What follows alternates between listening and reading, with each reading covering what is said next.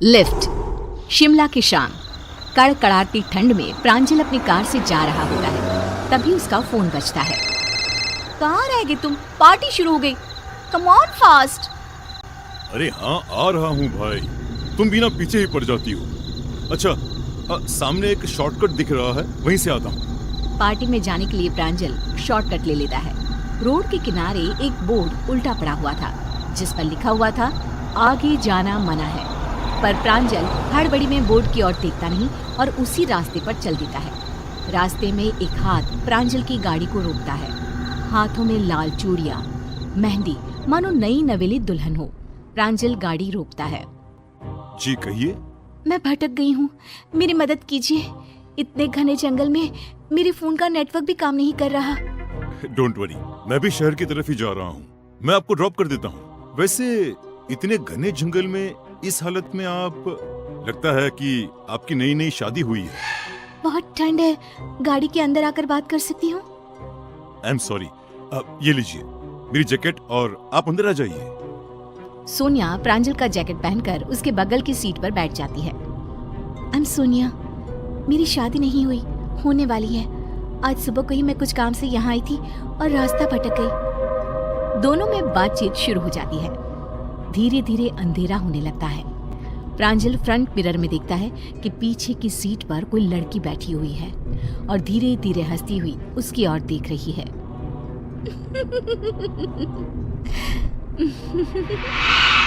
प्रांजल हड़बड़ाकर पीछे देखता है, पर पीछे कोई भी नहीं होता है। होती है तो एक लाल रंग की चुनरी जो सीट पर रखी हुई होती है।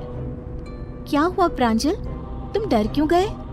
अब मुझे लगा कि पीछे कोई है, कोई लड़की। ये चुनरी किसकी है? तुम्हारी है क्या? नहीं, मैं चुनरी का क्या करूंगा, किसी लड़की की लगती है। सोनिया पीछे की सीट से चुनरी को उठाती है। चुनरी खून से सनी हुई थी। ओह गॉड, इस पर तो खून लगा हुआ है।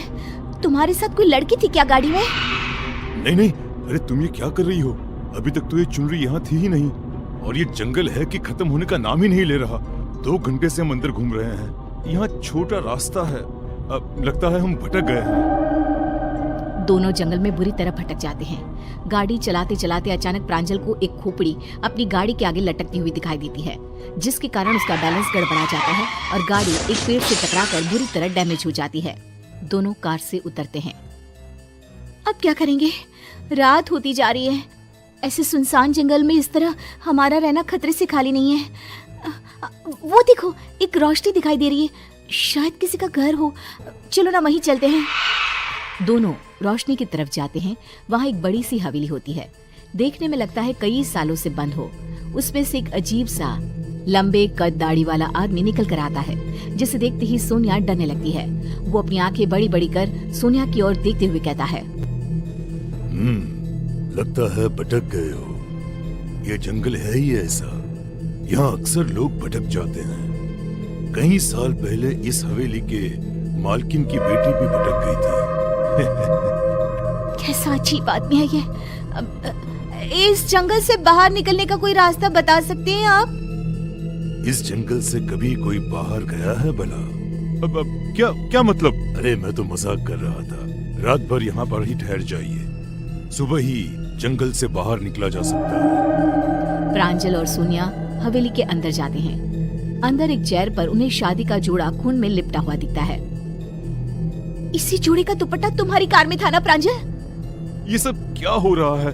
कहाँ फंस गए हैं हम? तभी प्रांजल को ऐसा लगता है कि उसके पीछे से एक साया लाल जोड़े में एक झटके में पार हुआ हो और उसके पीछे मुड़ते ही पूरी हवेली पायल की गूंज से चहक उठती है। प्रांजल अपने आसपास देखता है, पर सोनिया कहीं नहीं होती। वो मानो अचानक ही अदृश्य हो गई है। उसे ढूंढता हुआ प्रांजल महल के बाकी हिस्सों में जाता है। तभी दीवार पर उसे खून रिसता हुआ दिखता है। ये दीवार से क्या रिस रहा है? अरे ये तो खून है। दीवार पर टंगी एक फोटो जो कपड़े से ढकी थी, उसके पीछे से खून रिस रहा था। प्रांजल फोटो के ऊपर से कपड़ा हटाता है तो वो फोटो सोनिया की थी।